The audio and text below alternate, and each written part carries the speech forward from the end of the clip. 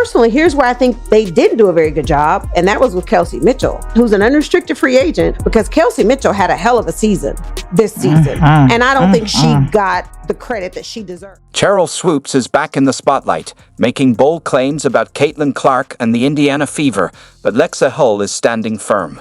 After months of Swoopes, who some consider a legend, spreading unfounded rumors about the team, Paul has had enough. She is now taking a stand to put an end to the gossip and clarify the facts.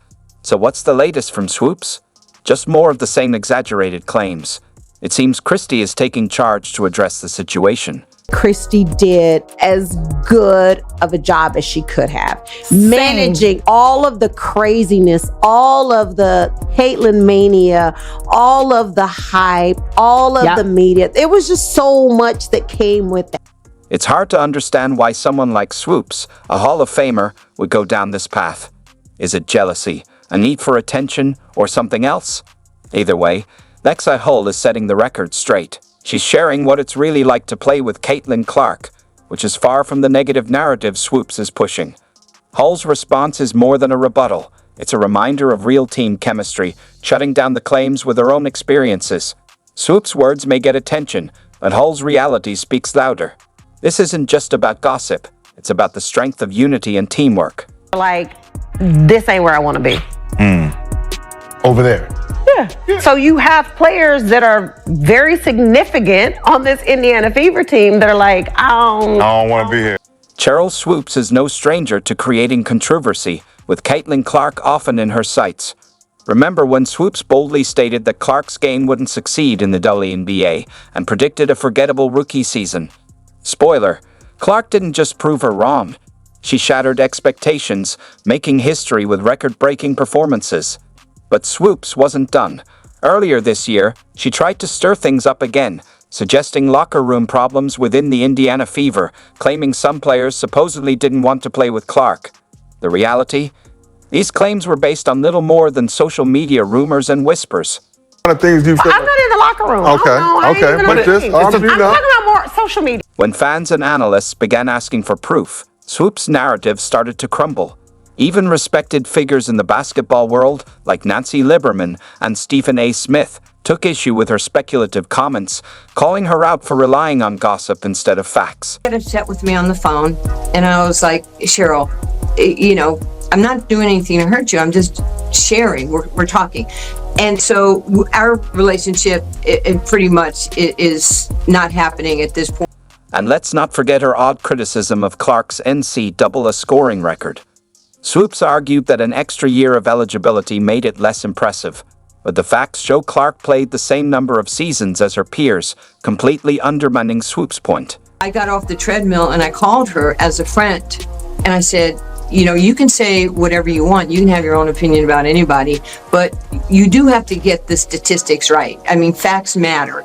And if you just get ahead of this and just say, hey, I made a mistake on my numbers, then this thing is over and everybody respects you for your opinion. So what's behind this constant stream of criticism? Is it a desperate attempt to stay relevant in a league dominated by young stars like Clark? Or is it just a need to stir up controversy? Whatever the reason, Swoopes' pattern of shaky claims is wearing thin with fans, who are growing frustrated with her craving for attention. This time, though, Swoopes crossed a line. Her latest comments not only target Caitlin Clark, but also involve Kelsey Mitchell and former coach Christie Sides. That's when Lexi Hull, fed up with the noise, decided to speak out. Hull's response was a mic-drop moment that dismantled Swoopes' narrative and set the record straight. Let's take a closer look at Swoopes' latest claims about Kelsey Mitchell and see how the facts tell a very different story. Because Kelsey Mitchell had a hell of a season this season, and I don't think she got the credit that she deserved. Cheryl Swoopes has now targeted Kelsey Mitchell, recently claiming on a podcast that the Indiana Fever weren't giving Mitchell the recognition she deserved, painting a picture of a star player allegedly sidelined by her own team. But as usual, Swoopes' narrative doesn't match the facts. Let's start with the truth. Team president Kelly Krakoff has been outspoken about Mitchell's importance to the Fever. Krakoff has consistently called Mitchell a cornerstone of the team and highlighted her role in shaping the Fever's future. Phrases like Kelsey's impact is irreplaceable and her leadership sets the tone for where we're headed hardly sound like someone being overlooked, do they? Unusual, and it certainly doesn't change our opinion of how important Kelsey is and how important, she is to returning to this team. So that she's our number one priority. It's not just management recognizing Mitchell's value. She herself has praised the organization and her teammates for staying focused despite outside distractions. She shared moments where Clark's assist set her up for key shots, showing strong chemistry between them. The numbers support this. Mitchell's stats improved during the Fever's standout season, with Clark's assist-heavy play creating more scoring chances for her. This teamwork debunks claims of neglect and highlights their strong partnership. A lot of people don't understand that either about Caitlin. You don't know where those passes are going. No, it's going to go to where she thinks you're going to score from. She's like a football quarterback. She's passing you into her route. Peyton Manning. Yeah. Indianapolis' finest. Swoopes' claims seem like another attempt to stir division and grab attention, but this time, Lexi Hull wasn't having it. Hull responded with a strong message that set the record straight, highlighting the team's unity and bond. She shared behind-the-scenes moments that showed the truth, a team built on mutual respect and support. Hull painted a clear picture of camaraderie, from playful moments at practice to team outings that strengthen morale.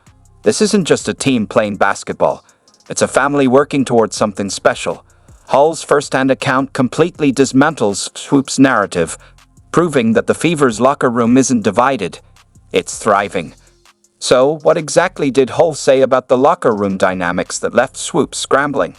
Let's break it down. Just throw out comments that are just funny. Like, no one else is saying it but Caitlin. She sees the game at a bigger scale, obviously with the platform that she's created for herself, and then that's transitioned to the game. It's huge. And I think, like, for me, especially as a point guard and as someone that's delivering a lot of the passes that lead to shots, like, if I miss, she's definitely going to say, like, you got the next one. Like, I can count on her for keeping me, like, confident and positive. So yeah, I think that shows the player that she is and the leader she is as a point guard. There's one practice, Christy, like, turns on loud music because I can't remember where we were going, but we knew the arena was going to be loud.